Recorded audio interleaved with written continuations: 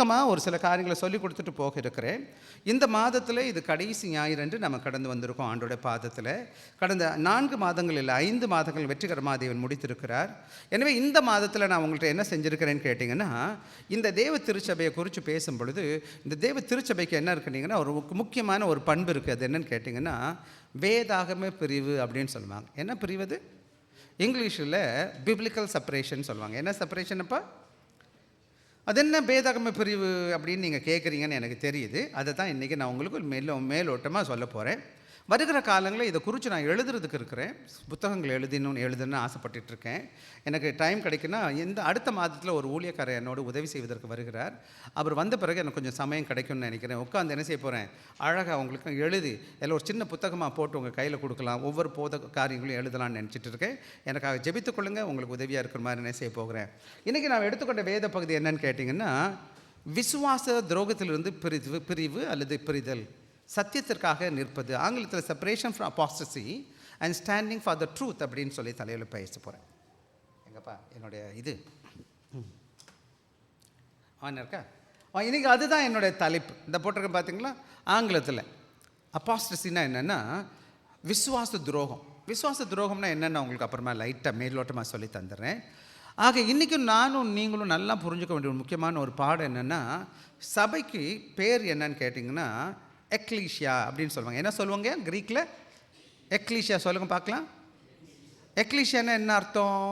திருச்சபை இருக்கு இல்லையா, சபைன்னு சொல்கிறீங்களே, அதில் சர்ச்சுன்னு சொல்கிறோம் இல்லையா, அதை கிரேக்க பதத்தில் எக்லீஷியான்னு சொல்லுவாங்க. என்னப்பா?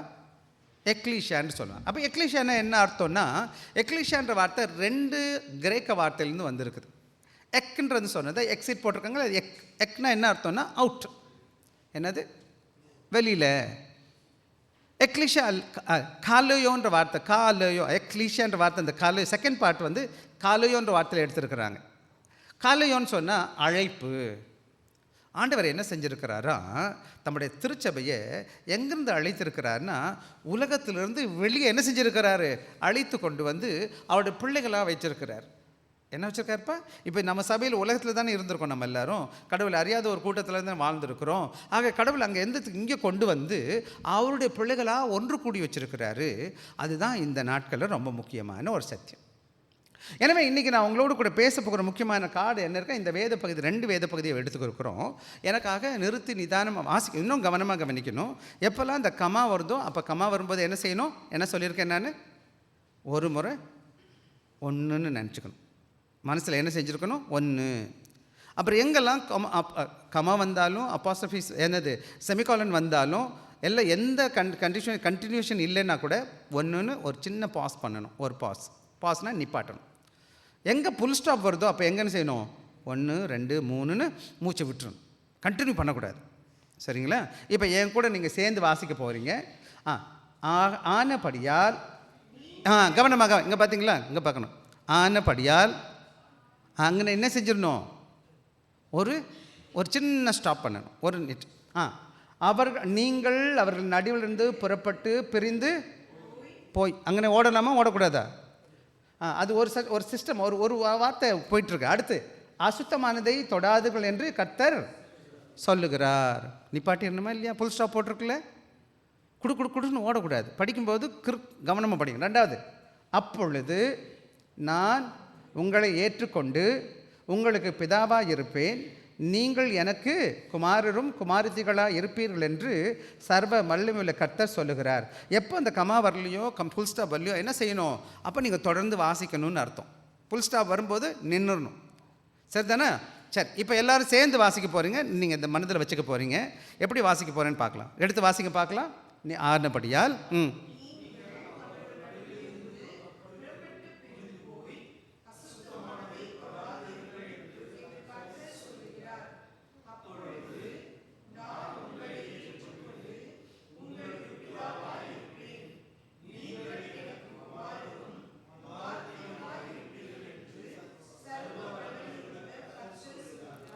இன்றைக்கி நான் உங்களோடு கூட ஒரு 4 முக்கியமான கருத்துக்களை இந்த வேத பகுதியிலேருந்து வாசிக்க போகிறேன். முக்கியமாக 4 முக்கியமான கருத்துக்களை பேச போகிறேன். சுருக்கமாக பேசிட்டு உங்களுக்கு வேகமாக விட போகிறேன். சிறு பிள்ளைங்க, வாலி பிள்ளைகள் இருக்கிறீங்க. பைபிள் இருக்கா உங்கள் கையில்? பைபிள் இல்லைன்னா பைபிள் தூக்கி காப்பீங்க. எத்தனை பேர் பைபிள் இல்லை? முதல்ல பைபிள் பின்னாடி இருக்குது. எல்லா பிள்ளைகளும் கையில் பைபிள் கொடுத்துருங்கப்பா எடுத்து. நீங்களாம் வாசிக்கணும். பைபிள் எத்தனை பேர் தமிழ் வாசிக்க தெரியும்? தமிழ் வாசிக்க தெரிஞ்ச எல்லாருக்கும் கையில் கூட. இங்கிலீஷ் வாசித்தா இங்கிலீஷ் கொடுத்துருங்க பார்க்கலாம். உங்கள் கையில் பேர் என்னது, தியா கையில் பைபிள் எங்கே? எடுத்து ஓப்பன் பண்ணுங்கள். எடுங்க நான் கையில் வைக்கக்கூடாது, அடுத்து ஓப்பன் பண்ணியிருக்கணும். இது இங்கே பள்ளிக்கூடத்துக்கு வந்திருக்கிறோம், நம்ம ஏசாமியோட பள்ளிக்கூடத்துக்கு. என்ன மகனே, நம்ம கற்றுக்க வந்திருக்கோம், ஏசாமியோட வார்த்தையை கற்றுக்கிருக்கோம். எப்படி கற்றுக்கணும்? கையில் பைபிள் கையில் இருக்கணும். நான் டீச்சராக இருந்திருக்கேன், வேலை பார்த்துருக்கேன், சரி தானே? என் வேலையை கற்றுக் கொடுக்குறது தான். ஸோ நானும் கற்றுக்கணும், நீங்கள் கற்றுக்கணும். இன்னொன்று பார்த்தீங்கன்னா, நான் சொல்கிறது பைபிளில் இருக்கா இல்லையான்னு நீங்கள் கண்டுபிடிக்கணுமா வேணாமா? அப்போ பாருங்கள், பைபிள் எடுத்துட்டிங்களா பிள்ளைங்களா? எல்லாருக்கும் எத்தனை பைபிள் வச்சுருக்கீங்க? ஒவ்வொருத்தர் கையில் ஒரு பைபிள் வேணும். சரியா இருக்குதா? கையில் எல்லாருக்கும் கையில் பைபிள் இருக்கா? எல்லாம் வச்சுருக்கீங்களா? சரி. நீங்கள் நான் ஏன்னு சொல்ல போகிறேன், திடீர்னு சொல்ல போகிறேன், அங்கே சுனில் நீ வாசிக்கணும்னு சொன்னால் வாசிக்கணும். திடீர்னு இங்கேருந்து பேர் சொல்வேன் நான் உங்களுக்கு, சரிதானே? ரைட்டு. இப்போது ஆக இன்றைக்கி நம்ம எப்படிப்பட்ட டயத்தில் வாழ்ந்துட்டு இருக்கிறோன்னாப்பா, எது உண்மை, எது ரைட் சரி, எது பொய்ன்னு இன்றைக்கி தெரியல, அப்படிப்பட்ட காலங்களில் வாழ்ந்துட்டு இருக்கிறோம். சத்தியம் எது சரி எது தவறு. இன்றைக்கி நிறைய பேருக்கு என்ன நினைக்கிறாங்கன்னு கேட்டிங்கன்னா, யாராச்சும் கையில் பைபிளை தூக்கிக்கிட்டு வந்துட்டா, இல்லை பக்கத்தில் பைபிள் வச்சுருந்தா, அவர் எல்லோரும் நல்ல பைபிள் வேதத்தை படிச்சுட்டு இருக்கோம், ரொம்ப நல்லவர் அப்படின்னு நினச்சிக்கிறோம். அப்படி தானே நீங்கள் பேர் நினைக்கிறீங்க? பைபிள் தூக்கிட்டு வந்தால் எல்லாம் நல்லவர் தானே? நீங்கள் என்ன நினைக்கிறீங்க? பைபிள் கையில் வச்சுருந்தா ரொம்ப நல்லவர், அவர் சரியாகவே சொல்கிறாரு. ரொம்ப கவனமாக இருக்கணும். பிசாசுக்கு பைபிள் நல்லா தெரியும், தெரியுமா உங்களுக்கு? இருக்கிறதுலே வேதம் நிறையா தெரிஞ்ச ஒரு ஆள் இருக்கான்னா அது யாருக்கு? சபையில் கூட மக்களுக்கு தெரியாது. யாருக்கு ரொம்ப நல்லா தெரியும்?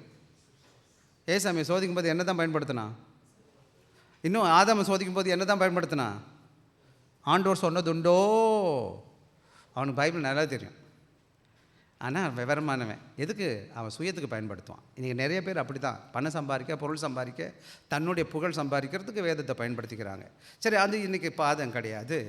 ஆக இன்றைக்கி என்ன கிடைக்குன்னா, we live in a time when the lines between the truth and error are blurred. ஆக எது உண்மை, எது பொய், எது சத்தியம்ன்றதுக்கு நம்ம என்ன செய்ய முடியலைன்னா, அந்த கோடு போட முடியாத இடத்துல தங்கிக்கிட்டு இருக்கிறோம். எது சரி தப்புன்னு சொல்கிறதுக்கு இடமே கிடையாது. இன்றைக்கி வச்சுக்கோங்களேன், ரொம்ப வருஷத்துக்கு முன்னாடி பார்த்தீங்கன்னா, நாங்கள்லாம் சிகரெட் பிடிச்சா தட்டி அடிப்போம். நாங்கள் அடியை விட்டுறோம், ரோட்லேயே வச்சு அடிப்போம். தண்ணி சிகரெட் பிடிக்கிறவங்களாம் பப்ளிக்கில் உட்காந்து குடிக்க மாட்டாங்க. குடிகாரனாக இருந்தால் அவமானம். இன்றைக்கி எங்கே இருக்குது குடிக்கிறது? சிகரெட் பிடிச்சா என்னது? இன்றைக்கி சாப்பிட்ற இடத்துல போனால் ஒரு பக்கம் தண்ணி அடிக்கிறான், சிகரெட் பிடிக்கிறான், நம்மளும் சேர்ந்து உட்காந்துருக்குறோம். எது ஒழுக்கம்? எதியா ஒழுக்கம்? இன்றைக்கி சிகரெட் பிடிக்கிறவன், தண்ணி அடிக்கிறவன் கெட்டவன் சொல்கிறான் நான் உலகம், அதுதான் நல்லவன் சொல்கிறான். அவன் அப்படிப்பட்டவனை தான் இந்த உலகம் கொண்டாடுது சில நேரங்களில். நீங்களும் பல பேர் அப்படி தான் இருப்பீங்க போல். ஆக எது தவறு எது சரின்னு தெரியாத உலகத்தில் வாழ்ந்துட்டுருக்கோம். இன்றைக்கி நம்ம பிள்ளைகளுக்கு இது தப்பு இது சரின்னு சொல்கிற இடத்துல நம்ம என்ன பண்ண முடியல, இல்லாத இடத்துக்கு போயிட்டோம். இன்றைக்கி பார்த்திங்கன்னா சில பேர் நிறைய முடி வளர்த்துக்குவாங்க, இப்படி நீளமான முடி. அப்புறம் நேற்று நான் ஜிம்முக்கு போனேன். ஜிம்மில் பார்த்தா ஒரு ஆள் ஆம்பளை நிறைய முடி வச்சு கட்டியிருக்கிறான், தாடி வச்சுருக்கிறான், தொங்கட்டான் போட்டிருக்கான், தொங்குது. நான் சின்ன வயசில் எங்கள் அப்பாவுடைய அப்பா வந்து எங்கள் அப்பா பெற்ற அம்மா ஒருத்தவங்க இருப்பாங்க, அவங்க தான் இந்த பெரிய தண்டட்டி போட்டுட்டு தொங்குவாங்க. இப்போ இங்கே பார்த்தா ஆம்பளை தொங்கி போட்டுட்டு தெரியுறான். சமீபத்தில் மலேசியா போயிருந்தேன், ஒரு சின்ன குழந்தைக்கு தோடு போட்டிருந்தாங்க, ஒத்து தோடு. அப்புறம் இன்னொரு ஆளை பார்த்தா அவனும் ஒத்த தோடு போத்துக்கு தெரியுறான். இது ஏன்னா கிறிஸ்தவ, அதாவது இந்த சின்ன பிள்ளை யாருன்னா கிறிஸ்தவ குடும்பத்தில் யார் போட சொன்னான்னு கேட்டால் பாட்டி தான் போட சொன்னாங்களாம். யார் போட சொன்னா? நீங்கள் என்ன நினைக்கிறீங்க தொங்கட்டான் போடுறதை பற்றி? பைபிளை படித்து பாருங்கள். நான் இப்போ அதை பற்றி நான் பேச மாட்டேன். தப்பா ரைட்டா? போடலாமா போடக்கூடாதா? தண்ணி அடிக்கலாமா அடிக்கக்கூடாதா? சரி, அடிக்கலாமா அடிக்கக்கூடாது என்கிட்ட கேளுங்கன்னா நான் பதில் சொல்கிறேன். இப்போ பாரு, கிறிஸ்தவ குடும்பத்தில் கிறிஸ்தவ காரியங்களில், கிறிஸ்தவ பிறந்த நாளில், கிறிஸ்தவ நல்லது கெட்டதில் எனக்கு என்ன ஆயிடுச்சுன்னு கேட்டிங்கன்னா, எது சரி? அவன் செய்கிறான், இவன் செய்கிறான், எல்லாரும் செய்கிறான், நான் செஞ்சால் என்ன தப்பு? என்னையா தப்பு? அப்படி இருக்கிறதுனால இன்றைக்கி நான் எங்கே நிற்கிறேன், எது சரி எது தவறுன்னு தெரியாத இடத்துல என்னுடைய ஜனங்க போயிட்டுருக்காங்க. விசேஷமாக நாங்கள் சின்ன வயசுலலாம் என்னென்னு கேட்டிங்கன்னா, நிறைய காரியங்கள் எங்களுக்கு தெரியாது. நான் 12th வரை 12ஆம் கிளாஸ் படிக்கிற வரை பெரிய பையனை ஆகிட்டேன் நான். அப்போ கூட என்ன செய்ய மாட்டோம், ஒரு சகோதரி பக்கத்தில் உட்காந்து பேச மாட்டோம். தொட்டதே கிடையாது, பார்த்ததே சும்மா ஹலோன்னா தூரமாக இருப்பாங்க, கிட்டத்தில் வந்து பேசினா கூட வெக்கம். கண்டதெல்லாம் ஒன்றும் தெரியாது. இன்றைக்கி உங்கள் ரூமுக்குள்ளே உட்காந்துக்கிட்டு ஃபோனை தட்டி பேய்த்தனமான எல்லா கெட்டது காரியங்களையும் பார்த்துக்கலாம். எவனை வேணாலும் பார்க்கலாம். சின்ன வயசு பெரியவங்க எல்லாரும் எது வேணாலும் விஷயம் பார்க்கலாம், எது வேணாலும் கேட்கலாம், எப்படி வேணாலும் செய்யலாம். எது சரி எது தவறு கேட்டுக்க. ஆக இன்றைக்கி நம்முடைய ஆண்டவர் என்ன செஞ்சுருக்கிறாருன்னு கேட்டிங்கன்னா, இந்த கெட்டுப்போன உலகத்திலேருந்து உங்களை தேவன் கொண்டு வந்திருக்கிறாருன்னா எதுக்கு கொண்டு வந்தார்னு நீங்கள் நினைக்கிறீங்கம்மா? தம்பி, உங்களை தான் நான் கேட்குறேன். அந்த உலகத்திலேருந்து உங்களை தேவன் கொண்டு வர்றாருலே, இந்த பூமிக்கு இந்த சபைக்கு வந்தார்ல, எதுக்கு கொண்டு வந்தார்னு நீங்கள் நினைக்கிறீங்க? சும்மா பேசுவோம், நம்ம தப்பாக இருந்தால் பரவாயில்ல. எப்படி அவருக்கு சாட்சியாக இருக்கணும்? எப்படி சாட்சியாக வாழ்கிறது? அவர் எப்படி இருந்தார்? அவர் பரிசுத்தமாக இருந்தால் நீங்கள் எப்படி இருக்கிறீங்க? அவன் செய்கிறதெல்லாம் நான் செஞ்சால் நான் பரிசுத்தவானா? நான் அங்கேருந்து வந்தேன், அதெல்லாம் விட்டுட்டு தான் ஆண்டவர் இங்கே கூட்டிகிட்டு வந்தார். ஆனால் அங்கேருந்து வந்தேன்னா இங்கே என்ன செய்யலை, எந்த மாற்றமும் இருக்கான்னு கேட்டால் இதை தான் விசுவாச துரோகம். என்ன துரோகம் இது? விசுவாச துரோகம்னா என்னது? எந்த விசுவாசத்திற்கு நான் வந்திருக்கிறேனோ அந்த விசுவாசத்தை மறுதளித்து வாழ்ந்துக்கிட்டு இருக்கிறேன். அதுக்கு பிரகாரமாக வாழாதபடி அதே பழைய வாழ்க்கையை தான் நான் இங்கே வந்து வாழ்ந்துட்டு இருக்கேன். இதைத்தான் நான் இங்கேயும் வந்து செஞ்சுக்கிட்டு இருக்கிறேன். என் வாழ்க்கையில் எந்த மனமாற்றமும் கிடையாது, எண்ணத்துலேயும் மாற்றம் கிடையாது, என் சொல்லுலேயும் மாற்றம் கிடையாது, என் வாழ்க்கையில் வழி நடத்தப்படுகிறேன் செய்கிறேன் பார்த்தீங்களா, அதுலேயும் ஒன்றும் கிடையாது. நான் அதே மாதிரி இருக்கிறேன்னா என் விசுவாசத்துக்கு விரோதமாக இருக்கேன்னா விசுவாசத்தை ஒத்துருக்கிறேன்னா? இன்றைக்கி சபை என்ன சொல்லுதுன்னு கேட்டால், நிறையா அங்கே சபையில் உள்ள மக்களை நான் பார்க்கும் பொழுது அவங்க வாழ்க்கையில் என்ன கிடையாது, தனித்துவமாக வாழ தெரியல. அங்கேருந்து வந்திருக்கிறாங்களே, ஆண்டவர் எதுக்கு என்னை பிரிச்சுட்டு வந்து இங்கே வச்சுருக்கிறாருன்னா அவருக்காக தனித்துவமாக வாழணும். எப்படி வாழணும்? ரெண்டாவது பரிசுத்தமாக வாழணும். எப்படி வாழணும்? மூணாவது இந்த உலகத்தோட ஒத்த வேஷம் தரிக்கக்கூடாது. என்ன பண்ணக்கூடாது? ஒத்த வேஷம்னா உங்களுக்கு தெரியுமா? உங்களுக்கு ஒத்த வேஷம்னா என்னையா? உலகத்தான போல வாழ்கிறது. அவன் என்ன செய்கிறானோ இவங்கள நம்ம செய்கிறோம். அதை தான் இந்த 17வது வசனத்தில் பவுல் சொல்கிறாரு. 17வது வசனத்தை மறுபடியும் வாசிக்கலாம். ஆனபடியால் நீங்கள் அவர் நடுவிலிருந்து புறப்பட்டு பிரிந்து போய் அசுத்தமானதை தொடாதீர்கள் என்று கர்த்தர் சொல்லுகிறார். அப்பொழுது நான் உங்களை ஏற்றுக்கொண்டு உங்களுக்கு பிதாவாக இருப்பேன், நீங்கள் எனக்கு குமாரரும் குமாரத்திகளாக இருப்பீர்கள் என்று சர்வ வல்லமையுள்ள கர்த்தர் சொல்லுகிறார். ஆங்கிலத்தில் wherefore come out from among them and be ye separate, says the Lord, and touch not the unclean things, and I will receive you, and you will be a father unto you, and ye shall be my sons and daughters, says the Lord Almighty. ஆக இந்த நல்ல வேளையில் இந்த ஆண்டவர் நம்ம எதுக்கு கூப்பிட்டுருக்காருன்னு கேட்டிங்கன்னா, அதில் ஒவ்வொன்றா அழகழகாக சொல்லியிருக்கு. நான் சுருக்கமாக வாசிக்க போகிறேன், சொல்ல போகிறேன். ஆக இன்றைக்கி சபையில் என்ன நடந்துச்சுன்னு கேட்டிங்கன்னா, இன்றைக்கி சபையில் இசைக்கருவி வாசிக்கிறது, பாட்டு பாடுறது, சபையில் உடை அணிந்து வர்றது எல்லாத்தையும் எப்படி இருக்குது? எப்படி இருக்கியா? கடவுளை அறிஞ்சவங்க மாதிரி செய்கிறோமா நம்ம? நான் சின்ன வயசில் நான் இயேசுவை ஏற்றுக்கிட்ட 13 வயது. எங்களுக்கு இப்படி கற்றுக் கொடுத்தாங்க ஒரு பாட்டு. செல்லப்பிள்ளை நான் செல்லப்பிள்ளை, ஏசப்பாவுக்கு நான் செல்லப்பிள்ளை, அடிக்கடி என்னை அழைத்துடுவார், அன்பான முத்தம் கொடுத்துடுவார். அதில் இன்னொரு பாட்டு, சினிமா பார்க்க போக மாட்டேன், கண்ணில் மைய பூச மாட்டேன், கெட்ட வார்த்தை பேச மாட்டேன், சண்டை யாரோடும் போட மாட்டேன். இப்போ பயந்து சொல்ல வேண்டியிருக்கு. சினிமா பார்க்க மாட்டேன்னா டிவி போட்டி வீட்டில் வச்சுக்கிட்டு என்ன பார்ப்பேன்? டிவி போட்டியை விட்டு ஃபோனில் என்ன பார்க்குறீங்க? ஃபோனில் என்னம்மா பார்க்குறீங்க? ஆக இன்றைக்கி மேக்கப் போட்டு தான் சர்ச்சுக்கு, மேக்கப்லேருந்து உச்சாந்தலையில் உள்ளாங்கலர் டிசைனாக போட்டு அம்மாமார் ஐயாமார் எல்லாம் அப்படி என்ன பண்ணுறாங்க, விலையுர்ந்த உடை வெள்ளை கலர் போட்டால் கூட ஹை காசு போட்டு வாங்கி ஒய்யார வாழ்க்கை போயிட்டு போகுது. அந்த கதையை விட்டுருவோம் நம்ம. அப்போ கடவுளை அறிஞ்சவனுக்கும் கடவுளை அறியாதவனுக்கும் எப்படி மாற்றம் சொல்லுங்கள் பார்க்கலாம். ஸோ இன்றைக்கி உலகமானது என்ன செஞ்சிட்ருக்குன்னா, உலகம் ஒரு விதமான உலகத்தை காமிச்சிக்கிட்டு இருக்குது. அதை நான் எங்கே பார்க்குறேன்னு கேட்டால் உலகத்தில் பார்க்கல, அங்கேருந்து வந்த திருச்சபைக்குள்ளேயும் நம்ம பார்த்துக்கிட்டு உட்காந்துருக்கோம். இன்றைக்கி நிறையா திருச்சபை எப்படி இருக்கிறாங்கன்னா, அதான் ஒரு ஊழியக்காரர் சொல்கிறாரு, if you want to see the world, உலகத்தை பார்க்கணுமா, கோ டு சர்ச். ஒரு சபைக்கு போய் பாரு, உலகம் எப்படி இருக்குது. இந்த உலகத்தில் செய்கிறதெல்லாம் இங்கே செஞ்சுட்டு வாங்க. இப்போ இசைக்கருவி ஏன் இன்றைக்கி டமுக்கு டப்பா குதிக்கிறான், ஆடுறான், புகை போடுறான். எங்கே போடுறான்? புகை போடுறது எங்கே கற்றுருக்கான்? என்னென்னமோ பண்ணுறானுங்க சபைக்குள்ளே. ஆக உடை, நடை, பாவனை எல்லாம் ஆண்டவர் கனப்படுது. அதுதான் இங்கே நம்ம பேச போகிறோம். ஆண்டவருடைய பிள்ளைகளாக நாம் இந்த உலகத்தோட ஒத்த வேஷம் தரிக்காதபடி கொரிந்து திருச்சபைக்கு ஏன் எழுதுறாருன்னு கேட்டிங்கன்னா, கொரிந்து திருச்சபை மக்கள் எப்படி இருக்கிறாங்கன்னு கேட்டிங்கன்னா, அவங்க எப்படிப்பட்டவங்களாக இருக்கிறாங்கன்னு கேட்டால், இன்றைக்கி இருக்கிற திருச்சபை எப்படிப்பட்டதாக இருக்குதோ அதுபோல் தான் அன்றைக்கி என்ன செஞ்சுருக்கிறாங்க அவங்க எல்லாரும். ஒரே ஆட்டம் பாட்டம் கொண்டாட்டம், அது பண்ணுறது இது பண்ணுறது, கடவுள் வசனத்துக்கு கீழ்ப்படியில். அதை தான் பவுல் சொல்கிறாரு, என்ன செய்யுங்க நீங்கள் பிரிந்து போங்க. அதான் இங்கிலீஷில் சொல்கிறாரு. முதலாவது என்ன சொல்கிறாருன்னா, separation from apostasy standing for the truth.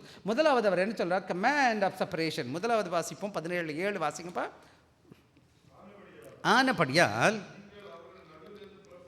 நீங்கள் அவர்கள் நடுவிலிருந்து. இது எங்கேருந்து வருதுன்னு கேட்டால், ஏசாயா 52வது அதிகாரம் 11வது வசனத்தை வாசிங்க தம்பிங்களா.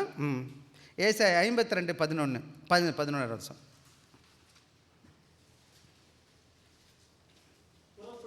புறப்படுங்கள்,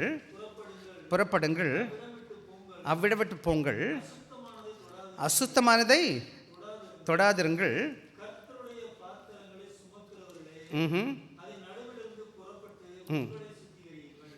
இப்போ என்ன முக்கியம்னு கேட்டிங்கன்னா, இஸ்ரவேல் ஜனங்களை ஆண்டவர் என்ன செஞ்சாருன்னு கேட்டிங்கன்னா, அங்கே எகிப்து தேசத்திலிருந்து என்ன செஞ்சுருக்கார்? வேறு பிரித்து கொண்டு வந்திருக்கிறாரு.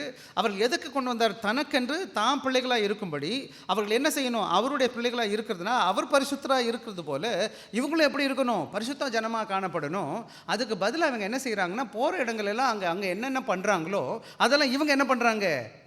செய்ய ஆரம்பிக்கிறாங்க. இன்றைக்கி ஒத்தத்தோடு போடுறதோ, ரெட்டத்தோடு போடுறதோ, அல்லது கலராக ட்ரெஸ் அடிச்சுக்கிறதோ, முடி சாயம் பூசிக்கிறதோ, அல்லது பச்சை குத்தி வளர்ந்து பச்சை குத்திக்கிறதோ, இல்லை கிழிஞ்ச டவுசர் போட்டுக்கிட்டு திரியிறதோ, இல்லை எதோ போட்டுக்கிட்டு திரியிறாங்க. எங்கே போட்டுட்ருக்கு? எங்கே யார் செய்கிறா? யார் செய்கிறது? கடவுளை அறியாதவங்க செய்கிறாங்க இல்லையா? அப்போ நான் ஆண்டோட மகனாக இருக்கிறேன், மகளாக இருக்கிறேன்ல, அப்போ ஏன் வாழ்க்கை எப்படிப்பட்டதாக இருக்கணும்? எனவே தான் ஆண்டவர் சொல்லுகிறார், என்ன செய்யணும்னு கேட்டிங்கன்னா, அதை விட்டு நீங்கள் புறப்பட்டு போங்க. அதான் 14வது வசனம். மறுபடியும் 2 Corinthians 5:14 வாசிக்கலாம். 2 Corinthians 6:14. அந்நிய நுகத்திலே அவிசுவாசிகளோடு பிணைக்கப்படாதிருப்பீர்களாக, நீதிக்கும் சம்பந்தம் பேது. இங்கே பவுல் என்ன சொல்ல வர்றாரு? கொரிந்து திருச்சபை மக்களை பார்க்கும்போது, அங்கே கொரிந்து திருச்சபையில் விசேஷமாக என்ன பண்ணுறாங்கன்னு கேட்டிங்கன்னா, கள்ள போதகர்கள் வருகிறாங்க. அவர்கள் என்ன செய்கிறாங்க? இந்த உலகத்துக்கு ஏற்றால் போகிற பிரசங்கம் பண்ணுறாங்க. எப்படி வேணாலும் வாழலாம். இன்றைக்கி நிறைய சிங்கப்பூர்லேயே ஒரு பெரிய சபை இருக்கிற, பேர் சொல்ல விரும்பலை, நிறைய சபைகள் என்ன நடக்கிறாங்கன்னு கேட்டிங்கன்னா, 1.5 மணி நேரம் இல்லை 2 மணி நேரம் சர்ச்சுக்கு வாங்க, நீங்கள் எப்படி வேணாலும் வாழ்ந்துக்கங்க. அதுக்கப்புறம் சபையில் கூட என்ன செய்யக்கூடாது? ஆண்டவர் இயேசு கிறிஸ்துவின் பேரை சொல்லிக்கிட்டு எது வேணாலும் பண்ணிக்கங்க. இங்கே வரும்போது என்ன செய்வாங்க? வருவாங்க, குதூகலம், பாட்டம் கத்து கூச்சல் போடணும். ஆனால் கடவுளுக்கு பிரியமாக இருக்கணும், பரிசுத்தமாக வாழணும் என்பது அவருடைய போதனையில் இல்லவே இல்லை. எப்படி வேணாலும் வரலாம், எப்படி வேணாலும் வாழலாம். சிங்கப்பூரில் ஒரு திருச்சபைக்கு நான் ஒரு அம்மா இறந்துட்டாங்க. அவங்க வீட்டில் அந்த சபையில் தான் கூட்டம் நடத்தினாங்க. இது எங்கள் சர்ச் மெம்பர் தான் இந்த அம்மா. அந்த பிள்ளைங்க அங்கே போகிறதுனால அந்த திருச்சபைக்கு போனாங்க. அப்போ நான் போய் உட்காந்துருக்கேன். அவங்களுக்கு தெரியும் போதர் பாஸ்டர் வந்திருக்காருன்னு சொன்னேன். நான் உட்காந்துருந்தேன் பின்னாடி. அங்கே மியூசிக் இன்ஸ்ட்ருமெண்ட்லாம் நிறைய வாசிக்கிற பிள்ளைங்க இருக்கிறாங்க. என்ன செய்கிறாங்கன்னு கேட்டால், அந்த பசங்கள்லாம் தோடெல்லாம் போட்டிருக்காங்க, கையில் பச்சைலாம் குத்திருக்காங்க, நீல முடியெல்லாம் வச்சுருக்கிறாங்க. இவங்க தான் அந்த இடத்துல கீபோர்டு வாசிக்கிறான், ட்ரம் வாசிக்கிறான், எல்லாம் அவன் தான் வாசிக்கிறான். வாசித்து முடிஞ்ச உடனே என்னாச்சு? இதுக்கடையில் அங்கே 2 பேர் 3 பேர் நின்று ஆடுதுங்க. என்ன டான்ஸு? என்னமோ டான்ஸான். சரி விடுங்க, அந்த டான்ஸை பற்றிலாம் பேச வேணாம். இப்போ இந்த பொம்பளை பிள்ளைங்க ஆடுற பிள்ளைங்க என்ன செய்யுதுங்கன்னா, ஒருத்தரை பார்த்து சிரிச்சுக்குதுங்க. இது இங்கேயே சிரிச்சுக்குது. நம்ம அங்கே அதை பார்த்துக்கிட்டு உட்காந்துருக்குறோம். நமக்கு இது தெரியுது, சிரிக்குதா சிரிக்கல எல்லாம் தெரியுது. இது ஒன்றுக்கு ஒன்று பார்த்து 3 ஆடுதுங்க. இங்கே ஒன்று இது சிரிச்சுக்கிட்டு இப்படி ஆடிக்கிட்டு இருக்காங்க அந்த மியூசிக்கு. அப்புறம் அவங்க 2 பேரும் ஆடிக்கிட்டு டமுக்கிட்டப்பான்னு ஆடினா சரி முடிஞ்சு போச்சு. 2வது இவன் கீழே இறங்கிட்டான். கீழே இறங்கி என்ன செய்கிறான்? நான் பின்னாடி உட்காந்துருக்கேன், கொஞ்சம் முன்னாடி பக்கத்தில் உட்காந்துக்கிட்டு கொச்சு பேசிகிட்டு இருக்கான். அந்த ஐயா பேசிகிட்டு இருக்காரு. பயமே கிடையாது. இப்போ தான் மியூசிக் வாசித்தான். நான் இருந்தால் யோசிப்பேன், இவங்களை ஏற்றணுமா வேணாமா. அப்படியே மியூசிக் இல்லாமல் பாட்டு பாடுறேன். போ, மியூசிக் இல்லாமல் பாட்டு போகாதா? இப்படிப்பட்டவனை கூட்டி வந்து மியூசிக் அடிச்சா தான் மியூசிக் வரும். ஆண்டவர் மகிமைப்படுவாரா? நான் ரட்சிக்கப்படாதவனை கொண்டு வந்து அங்கே வச்சு ஆடுறதுக்கு என்ன பிரயோஜனம் இருக்குது எனக்கு? ஸோ இப்போ என்ன பண்ணுறாங்கன்னு கேட்டிங்கன்னா, அவிசுவாசிகளாக இருக்கும் பொழுது எப்படிப்பட்ட காரியங்களை செய்தார்களோ, இந்த கள்ள போதகர்கள் மத்தியில் இருக்கிற அவங்க என்ன செய்கிறாங்கன்னா, அன்னைக்கு இருந்த மக்கள் பழைய காரியங்கள் செய்தாங்க பார்த்தீங்களா, பேகன் ப்ராக்டிசஸ் சொல்லுவாங்க. இவங்க எல்லாமே ஆண்டவர் அறியாதவர்களாக இருந்தவங்க ஒரு காலத்தில். இப்போ இயேசு ஏற்றுக்கொண்டவர்களாக இருக்கிறாங்க. ஆனால் என்ன பிரச்சனைன்னு கேட்டிங்கன்னா, அந்த காரியத்தை விட்டுட்டாங்கன்னா விடலையான்னு கேட்டிங்கன்னா, அவங்க என்ன பண்ண மாட்டாங்கன்னு கேட்டிங்கன்னா, அவங்க விட மாட்டாங்க. அதை தான் அவர் சொல்கிறாரு, அந்நிய நுகத்திலே அவிசுவாசிகளுடன் பிணைக்கப்படாதிருப்பீர்களாக. இன்றைக்கி உங்களுக்கு கூட இந்த பிரச்சனை இருக்குது. இப்போ விசேஷமாக நானும் என்னுடைய பின்னணி வந்து கடவுளை அறியாத பின்னணி தான். என்னுடைய தங்கச்சிக்கு கல்யாணம் மதுரையில் அக்ரஹாரம் அப்படின்னு ஒரு இடத்துல நடக்குது. அங்கே அக்ரஹாரம்னா தெரியுமா உங்களுக்கு? அந்த அந்த அந்த அந்த இடத்துல தான், அதுவும் சிம்மக்கல்னு இடத்துல அக்ரஹாரம் இருக்குது.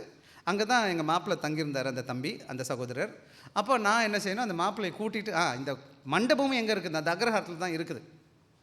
ஸோ நான் அந்த ஐயாவை கூட்டிகிட்டு இந்த அக்ரஹாரத்துக்கு வரணும், அந்த மண்டபத்துக்கு வரணும்.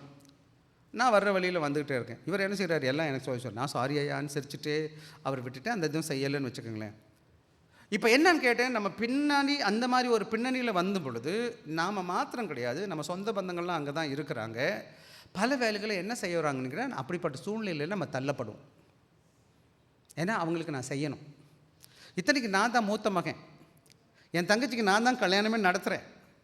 அது இல்லாமல் இந்த காரியங்கள் எல்லாம் நான் செய்யணும். ஆனால் ஆண்டவர் பெரிய கிருபை கொடுத்தார். நான் சிரிச்சுக்கிட்டு, ஐயா நான் செய்ய மாட்டேன், சாரி, நீங்கள் செஞ்சுக்க. அதே மாதிரி பள்ளிக்கூடத்தில் நான் வேலை பார்க்குறேன், டீச்சராக வேலை பார்க்குறேன். என் கூட நிறையா டீச்சர்ஸ் இருக்கிறாங்க. என்னுடைய சீனியர் டீச்சராக அந்த ஒரு அம்மா பிராமின் தாயார் சகோதரி தான், நல்லவங்க தான். பட் அவங்களுக்கெல்லாம் கடவுளுடைய பிள்ளையாக இருக்கிறதுனால அவங்களுக்கு பிடிக்குமான்னு கேட்டால் பிடிக்காது. எல்லோரும் கேலி பண்ணுவாங்க என்னைய. ஆனால் நான் உறுதியாக இருந்துட்டேன், கடவுளுடைய பிள்ளை நான் என்ன செய்ய மாட்டேன், கை வைக்க மாட்டேன். ஆக இன்றைக்கி நீங்கள் என்ன பண்ணணும்னு கேட்டிங்கன்னா, நானும் நீங்களும் ஆவிக்குரிய பிள்ளைகளாக இருக்கும் பொழுது பல வேலைகளை என்ன பண்ணுறோன்னு கேட்டிங்கன்னா, அதான் 14வது சொல்லுது, நமக்கு தேவ பிள்ளைகளாக இருப்பதுனால, ஆண்டவர் அவருடைய பிள்ளைகளாக இருக்க நம்மை வேறுபரித்திருக்கிறதுனால, நமக்கு இதுக்கு முன்னாடி செய்த அதே காரியங்களை செய்யலாமா செய்யக்கூடாதா? அப்போது நம்ம என்ன பண்ணுறோன்னு கேட்டிங்கன்னா, ஆண்டோட உண்மைக்கு விரோதமாக இருக்கிறோமா, விரோதமாக இல்லையா? அப்படி செய்தால் எப்படி இருக்கும்? செய்தால் எப்படியா இருக்கும்? அப்போ செஞ்சால் என்னாச்சு அப்படின்னு நிறைய பேர் செஞ்சிட்டு இருக்கிறாங்க. சபையில், சிங்கப்பூரில் இந்த சபையிலேருந்து சில பிள்ளைங்க இருந்தாங்க. சில பிள்ளைங்களுக்கு திருமணம் வந்து கடவுளை அறியாத பிள்ளைங்களுக்கு திருமணம். அப்படி இருக்கும்போது நான் கல்யாணம் பண்ணி கொடுப்பேன்னா கொடுக்க மாட்டேன்னா?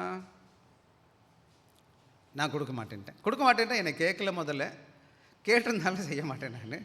அவங்களுக்கு தெரியும் அவர் செய்ய மாட்டாருன்னு சொல்லிட்டு என்கிட்ட கேட்கவே இல்லை. அந்த பிள்ளைங்க கன்வீனியண்ட்டாக இன்னொரு சர்ச் போயிட்டாங்க. ஏன் அங்கே போயிட்டாங்கன்னா, அந்த ஐயா செஞ்சு கொடுப்பார், அந்த ஐயா.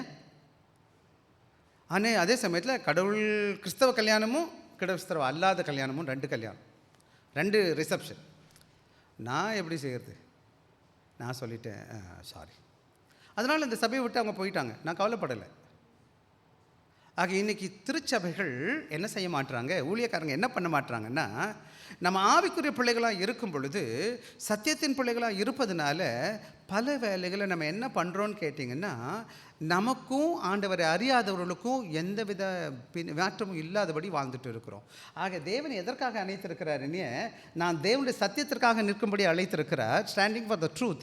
ஆக உண்மைக்காக அழைத்திருக்கிறார், சத்தியத்திற்காக அழைத்திருக்கிறார். ஆனால் நான் என்ன பண்ணிகிட்டு இருக்கேன்னு கேட்டிங்கன்னா, விசுவாச துரோகத்தோடு வாழ்ந்துட்டு இருக்கிறேன். எனக்கு தெரியாமல் சில காலங்கள் செஞ்சுருக்கலாம், சின்ன வயசில் விவரம் இல்லாமல் நான் செஞ்சது ஒரு பக்கம், இன்றைக்கி தெரிஞ்சு செய்கிறாங்க.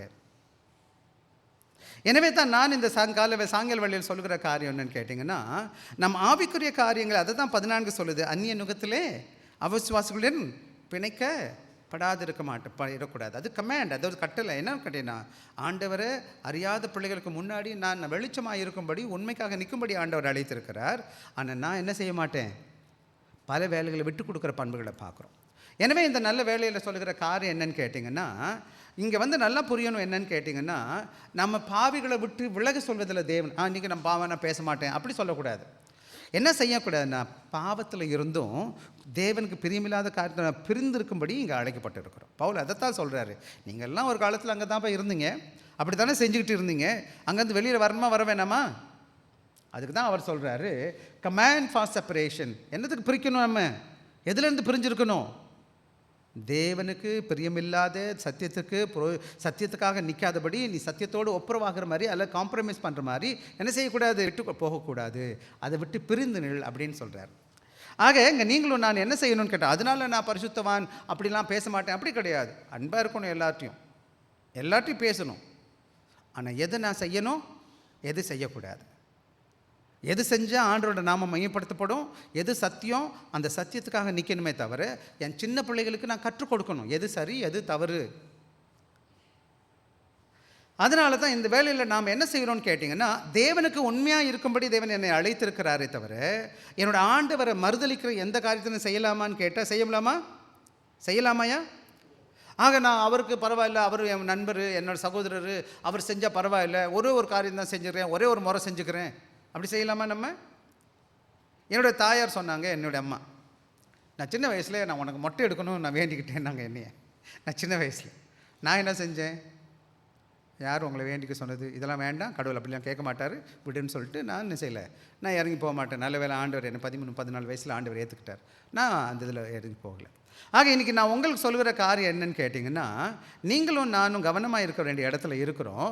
ஆக இந்த உலகத்தில் ஆண்டவரை கனப்படுத்தாத காரியங்களாக இருக்கட்டும், ஆண்டோட வேதத்துக்கு புறம்பான காரியமாக இருக்கட்டும், அல்லது ஆண்டவருக்கு ஒழுக்கத்துக்கு அடுத்த காரியமாக இல்லாமல் இருக்கட்டும், அப்படிப்பட்ட காரியத்தை விட்டு நான் விலகும்படி தேவனை அழைக்கிறார். குடிக்கிறதா? Sorry, no. கடவுள் பிரியமில்லாத இடமா? நான் வரமாட்டேன். அது எந்த காரியம் ஆனாலும் பரவாயில்ல, அவன் என்னை விட்டு பிரிஞ்சு பரவாயில்லை. கடவுள் வேணுமா? அல்லது பாவத்துக்கு கொண்டு போகிற நண்பன் வேணுமா? கடவுள் வேணுமா? கடவுள் அறியாத என்னுடைய பெற்றோர்கள் தப்பான வழியில் இருக்கிறாங்க, அவங்கள வழித்து கொண்டு வரணுமா? என்ன செய்யணும் நான்? ஆக இன்றைக்கி நாம் என்ன செய்ய மாட்டோம்னு கேட்டால், கொஞ்சம் கூட யோசிக்காமல் தவறான அவருடைய காரியங்களை நம்ம போய் நிற்கிறோம். எனவே நானும் நீங்கள் கவனமாக இருக்கணும். ஒரு உதாரணத்தை நான் சொல்லிட்டு வந்துடுறேன். என்னன்னு கேட்டிங்கன்னா, நீங்கள் நல்லா நீட்டாக ட்ரெஸ் போட்டிருக்கீங்க, அழகாக நல்லா நல்ல ஒயிட் அண்ட் ஒயிட் ட்ரெஸ் போட்டிருக்கீங்க. அங்கே ஒருத்தர் என்ன செய்கிறாருன்னு கேட்டிங்கன்னா, மண்ணில் விளையாண்டுக்கிட்டு, மண்ணெல்லாம் உடம்பெல்லாம் அழுக்காக இருக்கிறார். அப்படிப்பட்டவர்கிட்ட நம்ம எப்படி கட்டிப்பிடிக்க முடியுமா? நம்ம உடம்புல அழுக்குப்படாமல் முடியுமா? ஸோ அதான் இங்கே சொல்லுது, no matter how careful he will be still stained. எப்படின்னு கேட்டால், எவ்வளோ சுத்தமாக இருந்தாலும் எவ்வளோ கவனமாக இருந்தாலும் அவங்களோட ஐக்கியப்படும் போது அந்த அழுக்கு எங்கள் மேலே படும்னு கேட்டப்படும். அதுபோல் தான் ஆண்டவருடைய உண்மையில் நான் எங்கே போகிறேன் சில வேலைகளில் சில காரியங்களுக்கு நான் போகிறது கிடையாது. காரணம் என்னன்னு கேட்டால், அங்கே என்ன செய்வாங்க, என்னைய இந்த மாதிரி காரியங்கள் செய்வதை நிர்பந்திப்பாங்கன்னு புரிஞ்சுக்கிட்டு நான் என்ன செஞ்சிருவேன், தேங்க்யூ, வர முடியாது, மன்னிச்சுக்கோங்க, சொல்லுங்கள், என்னை என்ன வேணாலும் போசிட்டு போட்டோம். ஆண்டவருக்காக நிற்கும், ஆண்டவருடைய நாம மகிமைக்காக நிற்கணும். அவர்கள் நடுவிலிருந்து பிரிந்து என்ன சொல்லுதுமா அந்த முதல் 17வது வசனம், அவன் நடுவிலிருந்து புறப்பட்டு என்ன பண்ணணுமா? நீங்களும் நானும் வெளியில் வரணும். அது மாத்திரம் கிடையாது, 2வது முக்கியமான காரியம் என்ன செய்யுதுன்னா, பிரிந்து செப்பரேட்டி என்ன செய்யணுமா? நானும் புறப்பட்டு மட்டும் கிடையாது, பிரிஞ்சிடும். அதான் 2வது பகுதியை நம்ம வாசிக்கிறோம். என்ன செய்யணும்னு கேட்டிங்கன்னா, கேரக்டர் ஆஃப் செப்பரேஷன். அப்போ நான் தேவனை விட்டு பிரியன்னு தேவன் கட்டளை கொடுத்துருக்கிறார். என்ன செய்யணும்னு கேட்டால், அப்படிப்பட்ட மக்களோடு கூட என்ன பண்ணக்கூடாது, நான் ரொம்ப நெருக்கம். விசேஷமாக எங்கள் கிரீக் வார்த்தை அஃபரிசோன்னு ஒரு வார்த்தை போட்டிருக்கு, mark of others by boundaries. அப்படின்னா என்னன்னு கேட்டிங்கன்னா, எனக்கு வேண்டியவங்க, எனக்கு இப்போ தங்கச்சி இருக்காங்க, எனக்கு 2 தங்கச்சி இருக்காங்க. ஒரு தங்கச்சி இன்னும் கடவுள் அறியாதவங்களாக இருக்காங்க, இன்னொரு தம்பி சொந்த பந்தம் நிறையா பேர் இருக்கிறாங்க, ஆண்டவர் அறியாதவங்களாக இருக்கிறாங்க. அவங்க வாங்க போங்க, சாப்பிடுங்க, நல்லது செய்யுங்க, துணிமணி எடுங்க, எல்லாம் கொடுத்துருவேன். ஆனால் என்ன செய்ய மாட்டேன், அவர்களுக்கும் எனக்கு நடுவில் ஒரு கோடு இருக்குது, ஒரு எல்லை இருக்குது. எது வரை நான் அவங்க இடத்துக்கு போவேன், எது நான் செய்வேன், எது அவங்க கேட்டால் நான் செஞ்சு கொடுப்பேன், அன்பாக இருப்பேன், சாப்பாடு இல்லையா வாங்கி கொடுக்குறேன், துணி இல்லையா வாங்கி கொடுக்குறேன், ஏதாவது நல்லதெல்லாம் செய்கிறேன். ஒரு சில காரியங்கள் கடவுளுக்கு பிரியமில்லாத காரியங்கள் வரும்பொழுது என்ன செஞ்சிருவேங்க, நான் ஒரு கோடு போட்டிருக்கேன், பவுண்ட்ரி போட்டிருக்கேன். அதில் நான் மீறி போவேன்னா போக மாட்டேன்னா போக மாட்டேன். அதுதான் இந்த அப்பாரிசியோ. பிரிந்துன்ற வார்த்தை என்ன சொல்லுதுமா? நமக்கும் அவர்களுக்கு ஒரு பிரிவு இருக்குது. அந்த தான் இந்த பிரிவை பற்றி பேசிகிட்டு இருக்கு. ஆக என்ன நல்லா புரிஞ்சுக்கணும்னு கேட்டிங்கன்னா, God is not merely giving advice. ஆண்டவர் என்ன செய்யலைன்னு கேட்டிங்கன்னா வெறும் கட்டளை கொடுக்கல. அவர் நம்முடைய வாழ்க்கையில் என்ன சொல்லுகிறாருன்னா, இது கட்டளையாக கொடுக்குறார். டிவைன் இம்பரேட்டிவ்னா என்னது? அவர் விழுந்து போகும்படி என்ன கட்டளை கொடுக்குறார். இட்ஸ் நாட் சிம்பிளி முறிஞ்சு போ அப்படின்னு சொல்லலை. அட்வைஸ் கொடுக்கல. அட்வைஸ்னால் என்னது?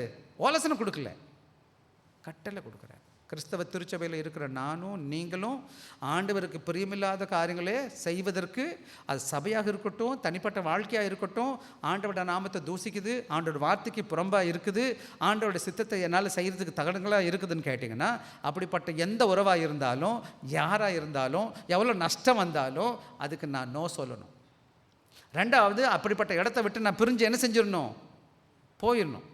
பல வேலைகளில் நம்ம என்ன பார்க்குறோன்னு கேட்டிங்கன்னா, இங்கே என்ன பார்க்குறோன்னு கேட்டிங்கன்னா, சில வேலைகள் இது கட்டளை விசேஷமாக நம்ம நினைக்கக்கூடாது. இது லீகலிசம் சொல்லுவாங்க. லீகல்னா இது சட்டம் ஆண்டவர் வசனம், அது கிடையாது. ஆண்டவருக்கு உண்மையாக இருக்கிறதுனால நம்ம இப்படி செய்கிறோம். எப்படி பண்ணுறோம்ப்பா? ஆண்டவருக்கு உண்மையாக இருக்கணுமே வேணாமா? அவரோட வசனத்துக்கு உண்மையாக இருக்கணுமே வேணாமா? அவரோட பிள்ளைங்க ஆண்டவர் பரிசுத்தராக இருக்கார் நீங்கள் சொன்னீங்க இல்லையா? அவரோட பிள்ளைகள் எப்படிப்பட்டவங்களாக இருக்கணும்னு நீங்கள் நினைக்கிறீங்க? எப்படி வேணாலும் பண்ணலாமா? அப்புறம் அங்கேருந்து வந்து இங்கேயும் அப்படி செஞ்சீங்கன்னா என்ன வித்தியாசம்? அவங்களுக்கும் உங்களுக்கும் என்ன வித்தியாசம்னு நினைக்கிறீங்க? எனவே அவருடைய பிள்ளைங்க எப்படிப்பட்டவர்களாக இருக்கணும்னா, ஆண்டவருடைய ரட்சிப்பை பெற்ற நாம, ஆண்டவருடைய ஆசீர்வாதத்தை பெற்ற நாம, அவருடைய பரிசுத்தத்தின் வெளிப்பாடாக இருக்கணுமா இல்லையா? அப்போ பரிசுத்தம் எப்படிப்பட்டதாக இருக்கணும்னு கேட்டிங்கன்னா, நாம் வேதத்தை கொள்கைகளில், இந்த வேத கொள்கைகளை என்ன செய்யணும்? வேதத்தை சொன்னதை அப்படியே கீழ்ப்படிய முயற்சி செய்யணும். அப்படி நம்முடைய நடைமுறை வாழ்க்கை இருக்குது பார்த்தீங்களா, அதில் நம்ம எப்படிப்பட்டவர்களாக இருக்கணும்னு கேட்டால் அது பிரதிபலிக்கணும். நான் போட்டுக்கிற துணிமணி, நான் சாப்பிட்ற சாப்பாடு, நான் வாழ்கிற வாழ்க்கை எல்லாம் எதை காமிக்குதுன்னு கேட்டிங்கன்னா, என்னை ஆண்டவருடைய பிள்ளைகள்னு மற்றவங்க பார்த்துக்கிட்டு இருக்கிறாங்க. பார்க்குறாங்களே இல்லையா? இப்போ நான் கிழிஞ்ச ட்ரெஸ்ஸை போட்டுக்கிட்டு, அப்படி கோடாக போட்டுக்கிட்டு, அப்படி தொங்கட்டெல்லாம் போட்டுக்கிட்டு, அப்படி உங்கள் முன்னாடி வந்து நிற்கிறேன்னு வச்சுக்கோங்களேன், நீங்கள் என்ன நினைப்பீங்க? ஆனால் தோற்றுறோன்னு சொல்கிறேன், அல்லேலூயா சொல்கிறேன், நிறையா அல்லேலூயாவில் சொல்கிறேன். நீங்கள் எப்படி சொல்லுவீங்க? என்னையே ஒரு நல்ல மாதிரியாக இருப்பேன் நான். இப்போ உங்களுக்கு முன்னாடி நல்ல தொங்கட்டா மாட்டிக்கிட்டு நான் வந்து நிற்கிறேன்னு வச்சுக்கோங்களேன், நீங்கள் என்ன நினைப்பீங்க? உள்ளுக்குள்ளே, மனசுக்குள்ளே என்ன நினைப்பீங்க? இவெல்லாம் ஒரு பாஸ்டர், இவர் வேறு பிரசங்கம் பண்ணுறாரு, என் சின்ன பிள்ளைகளுக்கு நான் என்ன மாதிரி? நீங்கள் நினச்சி பார்த்து. ஆக நம்முடைய வாழ்க்கையில் எதை விட்டு பிரிஞ்சு போகணும்னு கேட்டிங்கன்னா, நான் ஆண்டவர் பரிசுத்தராக இருக்கிறதுனால பரிசுத்த ஜீவிப்பது என்னுடைய கடமை. அவருடைய பிள்ளைகளாக நாம் அவரை போல பிரதிபலிக்கணும். எதுலன்னு கேட்டால், இந்த வேத விசுவாசத்தில், இந்த வேதத்தை தேவன் எனக்கு கொடுத்திருக்கிறார், தேவ ஆவியானவர் கொடுத்திருக்கிறார், பரிசுத்த ஆவியானவர் கொடுத்திருக்கிறார். இதில் சொல்லப்பட்ட காரியத்திற்காக நான் பிரிந்து நிற்கணும். என்னுடைய தனிப்பட்ட வாழ்க்கையில் மற்றவங்க பார்க்கும்போது அவங்களுக்கு வெளிச்சமாக நான் காணப்படணுமே தவிர, அவங்கள போலவே நான் துணிமணியை அடைஞ்சிக்கிட்டு வந்து நிற்பேன்னா என்ன வித்தியாசம் இருக்குது? இங்கே பார்த்தீங்கன்னா, இந்த திருச்சபையில் போதிக்கிற நாங்கள் என்ன செய்கிறேன்னு கேட்டால், நான் பிள்ளைகளுக்கும் சொல்லியிருக்கிறேன், நீட்டாக வாங்க, க்ளோஸ் நெக்காக இருங்க, பயபக்தியாக வந்து நில்லுங்க மேலே. ஏன்னு கேட்டால், என்னோட ஆண்டவர் மகா உன்னதராக இருக்கிறார், தேவ சமூகத்தில் வந்திருக்கிற நீ மனித சமூகத்தில் வரல, அவருக்கு பிரியமாக இருக்கிறது முயற்சி செய்யி. உன்னை பார்க்குறவங்க தெரியும் எந்த அளவுக்கு நீ தேவனை கனப்படுத்துகிறேன்னு அவங்க பார்ப்பாங்க. இப்போ நான் பிரைம் மினிஸ்டர் பார்க்க போகிறேன்னு வச்சுக்கோங்களேன், எப்படி போவேன்? அவசரம் போட்டுட்டு என்னையா தலையெல்லாம் சீவாமல் அப்படி போய் நிற்பேன்னு நினைக்கிறீங்களா? நான் பயபக்தியாக போவேன்ல, ஏன்னா முக்கியமான ஒரு நபரை சந்திக்க போகிறேன் இல்லையா? தேவ ஆராதனை எப்படி இருக்கணும்? தேவ சமூகத்தில் எப்படி வரணும்? நான் இன்றைக்கி நாளைக்கு உங்கள் அப்பாயின்மெண்ட் பிரைம் மினிஸ்டர் லூயிஸ் அதுக்கு லாரன்ஸ் வாங்கிட்டேன்னு வச்சுக்கோங்களேன், நாளைக்கு இருக்குன்னா இன்னையிலேருந்தே தூங்க மாட்டீங்க. நீங்கள் துணியை தேய்க்கிறது என்ன, பாலிஷ் பண்ணுறது என்ன, நீட்டாக ட்ரெஸ்ஸை போடணும், அதுக்குன்னு துணியை வாங்கணும், எல்லாத்துக்கும் ரெடியாக நின்றுக்கிட்டு போய் எப்படா அந்த ஆள் கூப்பிடுவான்னு போய் நின்றுக்கிட்டு இருப்பீங்க இல்லையா? இப்போ இந்த உலகத்தை படைத்த மகா உன்னதமானுடைய பிள்ளைகளாக இருக்கிற நீங்கள் அவருடைய சமூகத்தில் வந்திருக்கிறீங்க. உங்கள் நடைமுறை எப்படிப்பட்டதாக இருக்குது? விசேஷமாக இன்னொரு முக்கியமான காரியம் என்னென்னு கேட்டிங்கன்னா, என்னுடைய நட்பு யார் கூட இருக்குன்றது ரொம்ப முக்கியம். நான் யாரோட சம்மந்தப்படுத்தப்பட்டு இருக்கிறேன்? தமிழ் எப்படி சொல்லுவாங்க, இங்கிலீஷ்லையும் சொல்லுவாங்க, உன் நண்பனை பற்றி சொல்லு, உன்னை பற்றி சொல்கிறேன் அப்படின்னு சொல்லுவாங்க. பன்றியோடு சேர்ந்த கன்றுக்குட்டி என்னமோ சாப்பிடும் உங்களுக்கு தான் தெரியும். ஆக நான் ஆண்டோட பிள்ளை, ஆனால் என் நண்பர்கள்லாம் கடவுள் புரியாமல் இல்லாதவங்க. அவன் சிகரெட் பிடிப்பான், தண்ணி அடிப்பான், அயோக்கியத்தனமாக ஜீவிப்பான். கேட்டான் என் ஃப்ரெண்டு. யார் ஒரு ஃப்ரெண்டு? இவன் குடிகார குப்பனோட சுற்றுறான், இவன் எப்படிப்பட்ட ஃப்ரெண்டாக, இவன் எப்படிப்பட்டவனாக இருப்பான்? யோசிச்சு பாருங்கள். இன்றைக்கி கிறிஸ்தவ சபைகளில் நான் ஒரே ஒரு அர்த்தத்தோடு நான் பேசுகிற காரியம் என்னென்னு கேட்டிங்கன்னா, உங்களோட ஐக்கியம் அதிகமான நேரம் யாரு கூட இருக்குது? 6 நாள் எங்கே இருக்கிறீங்க? ஒன்று இந்த ஃபோன் இதில் என்ன வருது? எல்லாம் நல்லதே வருது இல்லை? ரொம்ப அற்புதமானது, ஃபில்டர் பண்ணி வச்சுருக்குல்ல. ரெண்டாவது, உங்கள் கூட இருக்கிற யார் இருக்கிறா? உங்கள் டாமில் இருக்கிறது யார்? உங்கள் வேலை ஸ்தலத்தில் இருக்கிறது யார்? யார்கிட்ட நீங்கள் அதிகமாக பேசுகிறீங்க? அதுதான் உங்களுடைய தாக்கம். இந்த பிள்ளைங்க வந்து பாருங்களேன், எனக்கு வருத்தம் என்னன்னு கேட்டால், இந்த சின்ன பிள்ளைகள் எப்போ பார்த்தாலும் சிஸ்டத்தில் உட்காந்து என்னன்னு கேட்டால், மைண்டெல்லாம் என்ன ஆகிப்போச்சுன்னா பொல்யூஷன் ஆகிப்போச்சு, கெட்டுப்போச்சு. சரி எது தவறு எதுன்னு சரியாக தெரியல அந்த பிள்ளைகளுக்கு. ஆக இந்த அருமையான சாயங்கால வேளையில் சொல்லுகிற காரியம் என்னன்னு கேட்டிங்கன்னா, இந்த வேதத்திற்கு சொல்லப்பட்ட காரியங்களுக்காக பிரிந்து நிற்கணும். நீங்கள் உங்கள் வாழ்க்கையில், நடைமுறை வாழ்க்கையில் நீங்கள் போடுகிற உடையாக இருக்கட்டும், சாப்பிட்ற சாப்பாடாக இருக்கட்டும், மற்ற எல்லா காரியத்தையும் ஆண்டவரை கனப்படுத்துறதா இருக்கட்டும். விசேஷமாக சிறு பிள்ளைகளுக்கு முன்னாடி அப்பா அம்மா பார்க்குறாங்க நம்ம பிள்ளைங்க. நான் இந்த கவர்மெண்ட்டில் டீச்சராக வேலை பார்த்தேன். டீச்சராக வேலை பார்க்கும்போது ஒரு நாள் கிராமங்களுக்கெல்லாம் அங்கே வீட்டுக்கு போயிடுவேன். போகும்போது என்ன செய்வாங்கன்னு கேட்டால், அந்த பிள்ளைங்களோட பெற்றோர் சொல்லுவாங்க, சார் உங்கள் மாதிரியே முடி சீவனுன்றான் சார் அவன். என்னையை பார்த்துட்டு இந்த பிள்ளைங்க எப்படி சீவனுமா, தலையை எப்படி வாரணுமா, நம்மளை பாரு அந்த பிள்ளை சொல்கிறான் நான் போய் எங்கள் சார் மாதிரி செய்யணும்னு. இதே பிள்ளைங்க பார்த்துட்டு இருக்கிறாங்க நம்மளை. சின்ன பிள்ளைங்களுக்கு பிரசங்கம் பண்ணுறதை விட நம்மளோட வாழ்க்கையை பார்க்குறாங்க. பெற்ற தாய் தகப்பனும் நான் சரியாக சபைக்கு வர மாட்டேன், அல்லது நல்லது கற்றுக் கொடுக்க மாட்டேன். என்ன நடக்கும்? என்னை பார்க்குறானே என் மகன். அவன் சொல்லுவான், ஓ இதுதான் போல் வாழ்க்கை, சபையில் ஒன்று சொன்னால் பரவாயில்ல, நம்ம எப்படி வேணாலும் இருக்கலாம். அப்புறம் யார் கூட நான் அதிகமாக பழகிறேன்? இந்த வேலையை நான் உற்சாகப்படுத்துகிறேன். தயவு செய்து சபைக்கு வருதை தவறாதீங்க. ரெண்டாவது, எங்கெங்கெல்லாம் வாய்ப்பு கிடைக்குதோ கடவுளோட பிள்ளைகளை சந்திக்கிறதுக்கு முயற்சி பண்ணுங்கள். அது ஜெபக்கூட்டமாக இருக்கட்டும், ஐக்கியமாக இருக்கட்டும். ஏன்னா இங்கே வரும்போது நம்ம அதிகமாக மிக்ஸ் பண்ணி பேசுறதுக்கு வாய்ப்பே கிடையில. வர்றோம், கரெக்டாக இந்த வயசத்தை கேட்குறோம், சபையை முடிஞ்சு போச்சு, குடுன்னு ஓட்டமாக ஓடி போயிடும். அதுக்கப்புறம் நம்ம சந்திக்கிறதுக்கு இடமே இல்லை, நேரமே கிடையாது. நான் விரும்புகிறேன் உங்களெல்லாம் வீட்டில் ஒவ்வொரு நாளையும் வந்து சந்திக்கணும்னு சொல்லிட்டு. ஆக எனக்கு என்ன கேட்பாங்க, 6 நாள் நீங்கள் என்ன செய்கிறீங்க? 1 மணி நேரம் வர்றீங்க, 1.5 மணி நேரம் வர்றீங்க, யாரையும் சந்திக்கலை. இன்னும் சொல்ல போனால் நிறைய பேருக்கு பேரே தெரியாது. இங்கே உட்காந்துருக்கீங்களே, நிறைய பேர் ஒருத்தருக்கு ஒருத்தர் சந்தித்து பேசுனதே கிடையாது. ரெண்டாவது, ஒருத்தர் பேரும் அப்போ நம்ம எப்படிப்பட்ட ஐக்கியத்தில் இருக்கிறோம்? அதை விட்டுட்டு கடவுளை அறியாதவங்க கூட உட்காந்துட்ருக்கேன் வருஷக்கணக்கில், மாதக்கணக்கில். அவன் என்ன சொல்கிறானோ என் மைண்டில் தெரிஞ்சோ தெரியாமல் உள்ளே போயிட்டே இருக்குது. அது என்னை பாதிக்குது. எனவே கவனமாக இருக்க வேண்டிய இடத்துல இருக்கிறோம். ஆக இன்றைக்கி என்ன சொல்ல வருவேன்னு கேட்டிங்கன்னா, அப்படிப்பட்ட இருக்கிறதுல நம்ம என்ன செய்யக்கூடாதுன்னு கேட்டிங்கன்னா, நாம் இன்றைக்கி இந்த உலகம் எப்படின்னு கேட்டால், ஒற்றுமைன்ற பேரில், அன்புன்ற பேரில் என்ன செய்கிறாங்கன்னு கேட்டிங்கன்னா, அவங்க எது வேணாலும் செய்ய தயாராகிறாங்க. ஒற்றுமையாக இருக்கணும்ல, அன்பாக இருக்கணும்ல. வசனம் அன்பாக இருக்க சொல்லுதா இல்லையாப்பா? அப்போ அன்புனால என்ன வேணாலும் பண்ணலாமா? அவன் குடிக்கிறான், ஆனால் அன்பு செலுத்திக்கிறான். வாடாப்பா. அவன் திருடுறான், பரவாயில்ல, நம்ம எல்லாம் ஒன்று தான். நிறைய பேர் நீங்கள் பிச்சைக்காரன் உட்காந்துருப்பான் ரோட்டில். இந்தியாவில நிறைய பிச்சைக்காரன் பார்ப்பீங்க. பிச்சைக்காரன் எவ்வளோ அன்பு செலுத்துறீங்க நீங்களாம்? சும்மா பேசுவோம். காணிக்கலாம் இதெல்லாம் போடுவீங்களே, பிச்சைலாம் போடுவீங்களே. பாவமே கஷ்டப்படுறானே அப்படின்னு நம்ம இறக்கப்படுறோம் இல்லையா? உடனே இல்லை வீட்டில் கூட்டிகிட்டு அதை வாடா நம்மலாம் ஒன்றா இருப்போம்னு சொல்லியிருப்பீங்களே பேச்சும். நம்ம நேசிக்கிறீங்க நீங்கள். அதாவது அன்புன்ற பேரில், ஒற்றுமையின் பேரில், அல்லது இரக்கத்தின் பேரில் அவனுக்கு சாப்பாடு வாங்கி கொடுக்கலாம், துணிமணி வாங்கிக்கலாம், குளிப்பாட்டி கூட விடலாம். ஆனால் அவன் செய்கிறது நான் செய்ய முடியுமா? செய்யலாமா? இன்றைக்கி நாம் ஜாக்கிரதையாக இருக்கணும். யார் கூட பழகிறோம், யார் கூட பழகக்கூடாது, எதை செய்யணும், எதை செய்யக்கூடாது என்பதை நம்ம புரிஞ்சுக்கணும். இன்னும் சொல்லப்போனால் இந்த இடத்துல என்னன்னு கேட்டிங்கன்னா, தேவனை எதுக்கு அழைச்சிருக்கிறாருன்னு கேட்டிங்கன்னா, நான் ஆண்டவருக்காக நிற்கும் பொழுது இந்த உலகத்தில் யாருமே என் கூட வரலைன்னா கூட நான் தனியாக நிற்கிறதுக்கு தயாராக நிற்கணும். என்னங்கய்யா? நான் ஆண்டவருக்காக நிற்கிறேன். நிறைய நேரங்களில் சத்தியத்துக்கு நிற்கிறவங்க பேர் ரொம்ப சின்ன கூட்டம். சத்தியத்துக்கு பின்னாடி நிற்கிற எத்தனை பேர் நிற்பாங்க? எவ்வளோ பெரிய வருவாங்க? குறுகிய வழியில் எத்தனை பேர் வருவாங்க? குறுகிய வாசல் எத்தனை வாசல்? 2 விதமான வாசல். ஒன்று அகலமான வாசல், ஒரு குறுகிய வாசல், நெடுக்கமான வாசல், இடுக்கமான வாசல். அதில் கொஞ்சம் பேர் தான் போவாங்க. ஆக சத்தியத்துக்கு பின்னாடி நிற்கிற மக்கள் மிக மிக குறைவு. சில நேரங்களில் நீங்கள் இருக்கிற இடத்துல நீங்கள் மாத்திரம்தான் நிற்க வேண்டியிருக்கும். ஆண்டவருடைய சத்தியத்துக்காக, உண்மைக்காக, ஆண்டவர் நாம மகிமைக்காக. ஏன்னா உங்களுக்கு மட்டும்தான் வெளிச்சம் தெரியும், சத்தியம் தெரியும். நீங்கள் விட்டு கொடுத்து போனீங்கன்னா என்ன நடக்கும்னு கேட்டிங்கன்னா, அது நல்லபடியாக நடக்காது. அதாவது மார்ட்டின் லூத்தர்னு ஒரு ஊழியக்காரர் இருந்தார், உங்களுக்கெல்லாம் தெரியும். மார்ட்டின் லூத்தர் என்ன பண்ணிட்டாருன்னு கேட்டால், 1517 என்ன செய்கிறாரு, இங்கிலாந்தில், ஜெர்மனியில் என்ன செய்கிறாரு, அவர் இந்த சபைகளுக்கு எதிர்த்து நிற்கிறார். ஒரு பெரிய 95 தீசிஸ் கொள்கைகள் எழுதி விட்டன்பர்க் கேஸ்டில் அடிச்சிட்டாரு. சபை ரொம்ப வல்லமையானது. அங்கே இருக்கிற பெரிய பெரிய ராஜாக்கள் எல்லாம் வந்து நிற்கிறாங்க முன்னாடி. நிப்பாட்டிட்டு அவர் சொல்கிறாங்க, இதெல்லாம் நான் செஞ்சது தப்புன்னு ஒத்துக்கோ அப்படின்னு சொல்கிறாங்க.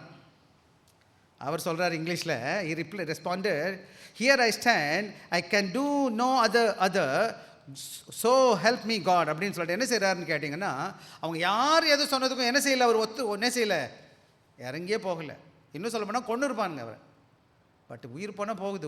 உண்மைக்கு நிற்கணுமா பொய்க்கு நிற்கணுமா? நான் இன்றைக்கி நிறையா நேரங்களில் பொய்யுக்காக நான் விட்டு கொடுத்து போகிறேன்னே தவிர, இன்றைக்கி நிறைய பேர் என்ன செய்யணும், உண்மைக்கு பதிலாக பாப்புலராக இருக்கணும், எல்லாரும் நம்மளை பற்றி நல்லா பேசணும் அப்படின்னு சொல்லி பேசாதபடி அவர் தனியாக நிற்கிறார். Shaped history. அப்படி நின்னதுனால தான் இன்றைக்கி நீங்களும் நானும் தேவ திருச்சபையில் என்ன செஞ்சுருக்கோம், பிரிந்து வந்து இங்கே உட்காந்துருக்குறோம், வேதத்தை கையில் வச்சுருக்கிறோம்.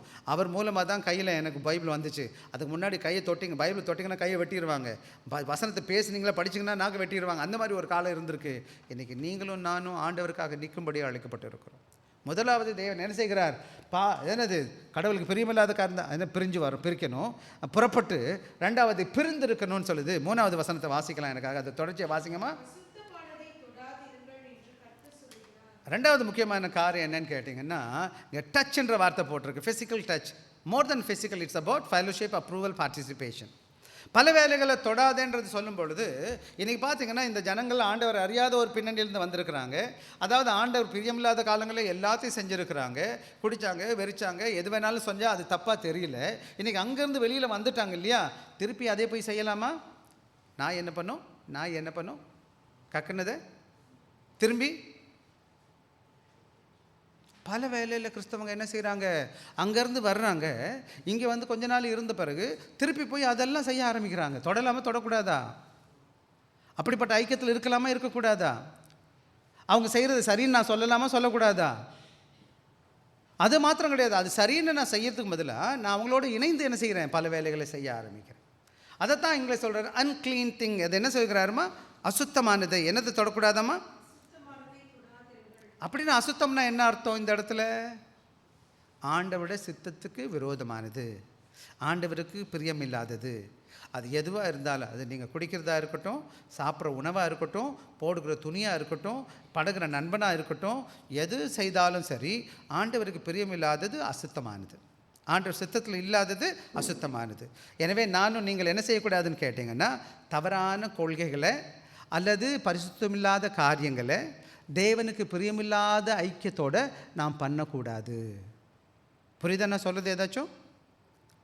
ஆக முதல்ல பாருங்களேன், நம்ம பாவத்திலேருந்து கர்த்தர் பிரியமில்லாத காரியங்களை புறப்பட்டு அதை விட்டு பிரிஞ்சு வந்து அப்படிப்பட்ட பாவமான காரியங்களை நான் செய்யலாமா செய்யக்கூடாதுன்னு கேட்டிங்கன்னா செய்யக்கூடாது. லேவியராமத்தில் சொல்லியிருக்குது, படிக்க வேணாம், நேரம் இல்லை எனக்கு. அங்கெல்லாம் என்னன்னு கேட்டிங்கன்னா, தீட்டுன்னு ஒரு பழக்கம் இருந்துச்சு.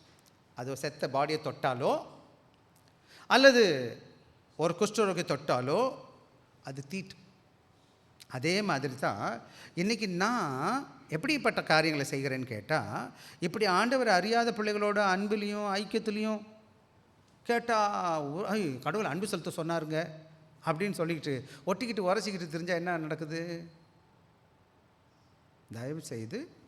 தயவு செய்து பிள்ளைகளுக்கு கற்றுக் கொடுங்க. எது சுத்தம், எது அசுத்தம், எது ஆண்டவருக்கு பிரியம், எது ஆண்டவருக்கு பிரியமில்லாதது, அதனால் தொடக்கூடாதுன்னு சொல்லிட்டு அவர் சொல்கிறத நீங்கள் பார்க்கலாம். ஆக இங்கே பார்க்கும்போது என்னன்னு கேட்டிங்கன்னா, விசேஷமாக இன்றைக்கி மீடியா நிறைய பேர் என்ன செஞ்சுருக்கோன்னு கேட்டிங்கன்னா, கண்ட ஃபோனை பார்த்துட்டு உட்காந்துருக்குறோம், கண்ட செய்திகளும் கேட்குறோம், எதோ கேட்டுட்ருக்கோம். சில நேரங்களில் என்கிட்ட ஒரு சிலர் வந்து கேட்பாங்க, பாஸ்டர் அவர் இப்படி சொல்கிறார், பாஸ்டர் இவர் இப்படி சொல்கிறாருன்னு என்கிட்ட கேட்பாங்க. அதுக்கு நேரம் இல்லை, நான் ஒரு நாள் தனியாக உட்காந்து பேசணும்னு நினைப்பேன்னு வச்சுக்கோங்களேன். என்னத்தை நம்ம பார்க்குறோம், என்னத்தை நம்ம படிக்கிறோம், எப்படிப்பட்ட நண்பர்களோட பங்கு வச்சுருக்கிறோம், எப்படிப்பட்ட ஆராதனை இருக்குது, இந்த தேவ சமூகத்துக்கு வரும் பயபக்தியாக வருகிறேன்னா, பரிசுத்தமான ஆராதனையாக இருக்கா, இல்லை நான் கடவுளுக்கு பிரியமில்லாத எது வேணாலும் செஞ்சால் சரின்னு நினச்சிட்டு உட்காந்துருக்கிறேன்னா, இது கொஞ்சம் சில நேரங்களில் அது நல்லா இருக்க மாதிரி இருக்குது. இசை நல்லா வாசித்தா நல்லா இருக்குமா நல்லா இருக்காதா? கத்தி குச்சி டான்ஸ் எல்லாம் ஆடினா நல்லா இருக்குமா நல்லா இருக்காதா? என்ன ஆடலாமாப்பா? இங்கே கத்துவோமா கூச்சல் போடுவோமா, தொண்டை தனி போக கத்தலாமா? நீங்கள் என்ன நினைக்கிறீங்க? பல வேலைகளை அது நம்பருக்கு நல்லா இருக்குது, இசைக்கருவி நல்லா வாசித்து கத்தி கூச்சல் போட்டால் நல்லா இருக்கிற மாதிரி இருக்குது. கடவுள் அறியாதவங்களும் அப்படி தான் பண்ணிக்கிட்டு இருக்காங்க. தெரியுங்களா அவங்களுக்கு? அவங்க திருவிழாக்களை எப்படி பண்ணுறாங்கன்னு உங்களுக்கு தெரியுமா? எப்படியா பண்ணுறாங்க? வேதத்தில் 2 இடங்கள் அப்படிப்பட்ட காரியங்களை நம்ம பார்க்குறோம், பின்னாடி நாம் பேசுவோம். ஆக இங்கே என்ன பார்க்கன்னு கேட்டேன், God calls us to pure heart, clean hands. ஆக பரிசுத்தமான இருதயம், பரிசுத்தமான கைகளோடு கூட இந்த வரணும்.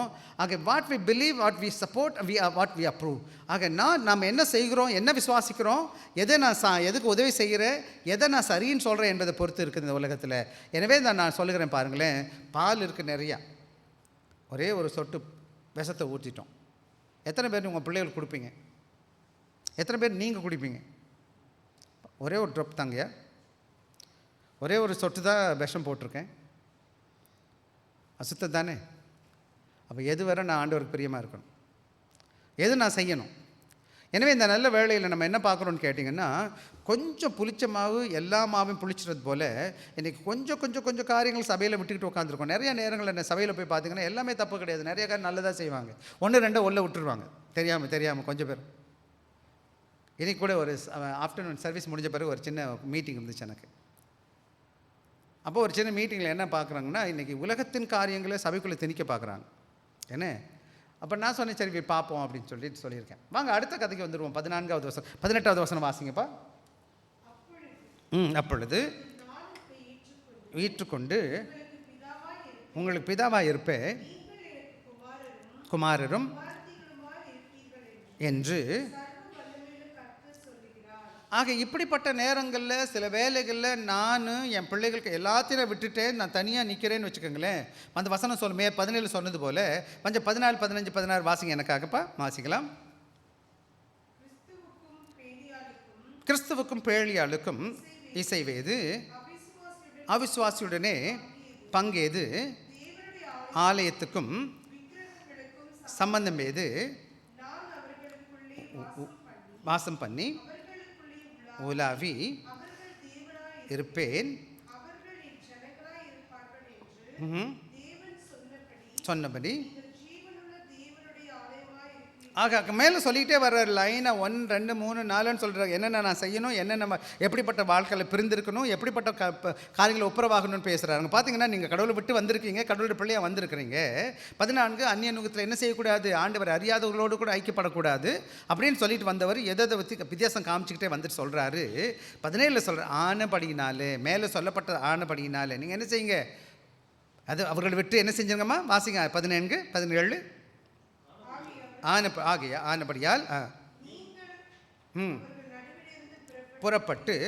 புறப்படணும், நடுவில் இருந்து என்ன செய்யணும், அப்படிப்பட்ட காரியம் நடுவில் இருந்து புறப்பட்டு பிரிந்து போய் அசுத்தமான காரியங்கள் ஆண்டவருக்கு பிரியமில்லாத தொடாது இருங்க. கர்த்தர் கட்டளையாக சொல்லுகிறார். அடுத்து அப்பொழுது கொண்டு பிதாவை இருப்பேன்.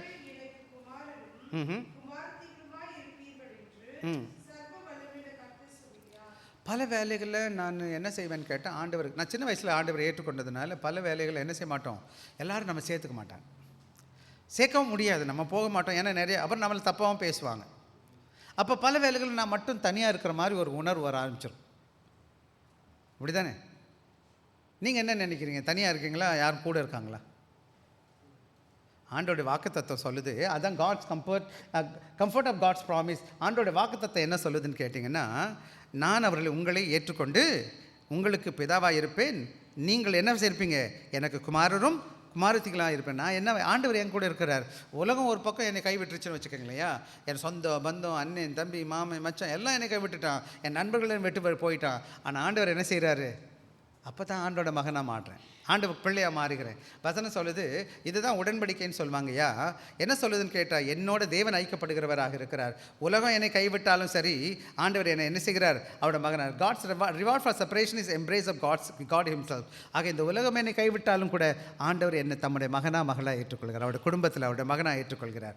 எனவே தான் இந்த உலகத்தில் பல வேலைகளில் ஆண்டவர் விட்டுட்டோம், எல்லாம் போயிடுச்சு அப்படின்னு நினைக்கிற இடத்துல ஆண்டவர் என்ன செய்கிறார், ஆண்டோட இரக்கம், ஆண்டோட வழிநடத்துதல், ஆண்டோட ஐக்கியம், இந்த வல்லமையான தேவன் நமக்கு வருகிறவராக இருக்கிறார். நீங்கள் தனியாக இல்லை, எப்போது ஆண்டவருக்காக நிற்கிறீங்களோ ஆண்டவர் உங்கள் கூட இருக்கிறார், ஆண்டவர் உங்களை வழி நடத்துகிறார். சில வேலைக்கு நம்ம சிறு பிள்ளைகளை பார்த்து அப்படி செய்யாதீங்க, அங்கே போகாதீங்க அப்படின்னு சொல்கிறோன்னா என்ன அர்த்தம், நான் உங்கள் கூட இருக்கேன் அப்படின்னு அர்த்தம்.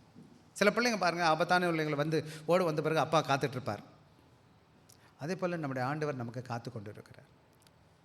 ஆக இந்த சபையில் நம்ம வருகிற ஒவ்வொரு பிள்ளைகளுக்கும் நான் சொல்லுகிற காரியம் என்னன்னு கேட்டிங்கன்னா, இந்த 17வது வசனம் ரொம்ப தெளிவாக சொல்லுது. இந்த உலகத்தில் தேவன் உங்களை பிரித்து கொண்டு வந்தது காரணம் என்னன்னு கேட்டிங்கன்னா, நீங்கள் எங்கே இருந்தாலும் நீங்கள் ரொம்ப பெரிய கூட்டமாக இருக்கிறது முக்கியம் கிடையாது.